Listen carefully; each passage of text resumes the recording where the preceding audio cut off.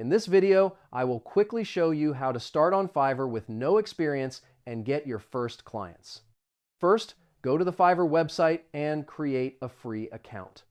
After signing in, click Become a Seller to activate your seller profile.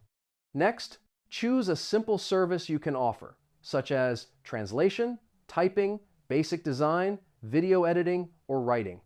Then create a gig, which is the service you want to provide. Enter a clear title, write a simple description explaining what you offer, and set a competitive starting price to attract your first clients. Even without experience, you can create sample work to show in your profile. After publishing your gig, share the link with friends or on social media to get your first reviews. Over time, you can improve your services and increase your prices.